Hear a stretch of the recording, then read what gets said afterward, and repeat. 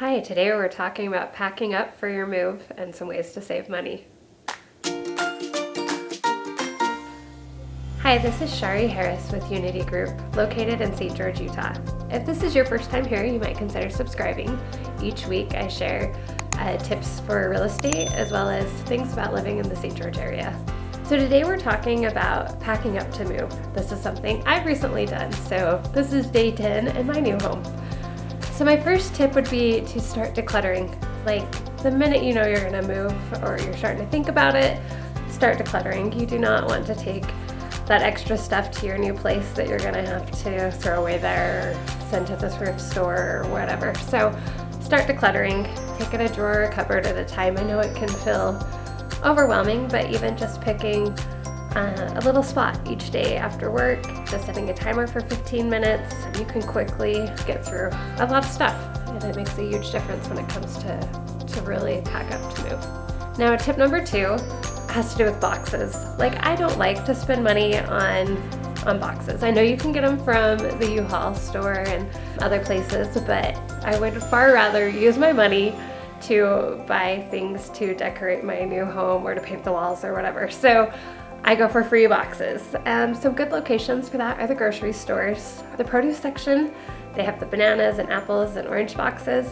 A lot of people will not get the banana boxes because there's such a big space at the top and the bottom. But really the paper that's in the banana box, you can tear that in half and have that at the top and bottom. You can take cardboard to put in there. They're really sturdy boxes. They have the handles, so I really love using their banana boxes as well. And I love that when you're stacking up to load up the U-Haul, they're all the same size, shape, so they're so easy to stack. Now with this move, we weren't actually going too far, so I was more open to a wide range of size boxes. If we had had to load a U-Haul, I would have never done this, but we had a lot of different size boxes and that worked okay because we were just throwing it in the back of our minivan with all the seats down or in the back of a small truck to run them over to our new house. And so the variety of sizes worked out. Another way to get boxes, on Facebook, the marketplace, you can list that you're looking for free boxes or just do a search for boxes, and people are constantly listing their boxes on there. I know now as I'm unpacking, I keep just listing that I have more boxes. I have people I know that are waiting for them as soon as I can get them emptied, and I don't have to worry about throwing them away either. So this helps everyone out. So that's one way to get free boxes. Another tip would have to do with how you label these boxes. Be detailed and label every size, like putting what room, maybe exactly some of the items that are in that box, who it belongs to. Stuff like that really helps when you go to unload. We had to get our carpets cleaned to do a few things before all the boxes went to their rooms, but had we been able to directly take stuff to the rooms they belonged, I would recommend putting signs on the doors and have that coincide with how you labeled the boxes. So if there's people helping you, they just know, this is the little girl's bedroom, and so the box goes there, or this goes to the master bedroom or kitchen or whatever. It just helps get the boxes to where they need to go immediately. One idea I had after the fact was in the garage. I could have made spots in the garage and maybe labeled that, all of the kitchen boxes go here and all of the master bedroom boxes go here, and then they would have been sorted out differently in the garage. That's one way to just make it a little bit easier to find what you're looking for. Also, while I'm talking about boxes, box everything that you can possibly box up, especially when you're going far using a big U-Haul or a big moving truck. A lot of random stuff ends up getting broken, dirty, it's just in the way. It's frustrating when you're trying to load up a truck and you've got all these weird odd-shaped things. So put everything you possibly can in a box when you're moving far. That being said, I found this being such a short distance move that taking all the clothes out of the closet, keeping them on the hanger, laying them in my van or car, driving across town, and just pulling them out and going directly to the closet was really the best way for us. And some of those breakable items that I was really nervous about wrapping up, I did just kind of put in the trunk of the car with some blankets around them or on the front seat next to me, and took them straight over to the house and put them where I wanted them. Also, with like blankets and towels and all that, those are so great for packing with. You can use the blankets to wrap up furniture to make sure it doesn't scratch. Use the towels in the boxes around things, those hand towels, washcloths, all that kind of stuff can be used to help wrap things. So be careful with like special blankets. You know, if your great grandmother made this beautiful blanket, I wouldn't use that to wrap anything. Or if you have just a very expensive bedding set or whatever, don't use that. But I know we have plenty of blankets that we don't have special attachment to. None were ruined, but I wouldn't have been devastated if they were. Also using even the pillows to help kind of between headboards and stuff like that to make sure they're not scratching as you move, or the smaller decorative pillows in boxes around glass things. Just making use of that kind of stuff really cuts down on the amount of maybe bubble wrap you have to buy, or saran wrap, or I guess it's called saran wrap, you know, the big rolls that you can wrap your furniture with. Anyway, you can cut down a bit on the expenses of buying all those things by using some of the stuff that you have right on hand.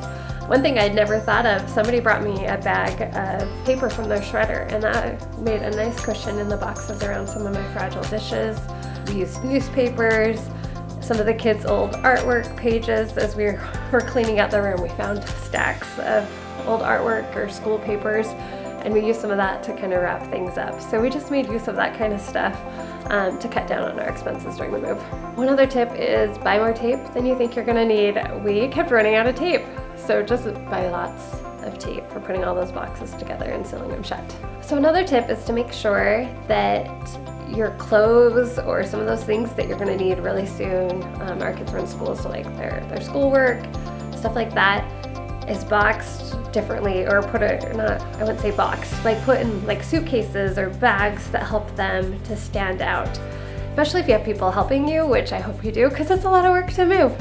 You set some boxes off to the side knowing that I need these first, and they seem to get picked up and loaded when you're not looking, and then you can't find those things that were so important to you. And so having a suitcase or office bags or book bags or those different items filled up with the things that they're gonna need, even hygiene items, all that stuff they're gonna need that first like week in the house is so good to have them in something. It's not a box. The boxes, even though you can label them on every side, they can just kind of mix in with everything else and be lost. So that's one way to kind of keep things separate. Even loading them in your car, you can find that rearranging cars, it can get relocated somewhere else. Also, keep those cleaning supplies handy. As you're packing up to leave, you're gonna have to make sure that the space you're leaving is nice and clean, and then you don't know for sure how your new home is gonna look. Hopefully it's gonna be nice and spick and span clean for you, but it may need some work. And so making sure that you can find your cleaning supplies is super important, because who has time to be running to the store and buying all these new cleaning supplies last minute? So make sure you keep those handy. And if you have the finances for it, it doesn't hurt to hire somebody to clean the space as you're leaving and or clean the one you're moving into. Time and money, that can be nice. It's a lot of work to move, so you can, that's something you could splurge on. And one last thought I have is just being kind to yourself. Moving is a stressful time, and I know with some past moves, I was pretty into everything needing to be perfect and needing to keep my family's daily life as uninterrupted as possible, and that's all good, and it's a good goal, but to be kind to yourself, just do the best you can and enjoy this new adventure you're on. Thank you so much for joining me today, and I would love to hear what your tips are for packing up to move. Please put them in the comments below. And if you need to reach out to me, have any questions, don't hesitate to also comment below, or my contact information is in the description. And if you're thinking of relocating to St. George, I have a relocation guide that can be quite handy, and we'll just post the link below as well. Have a great day.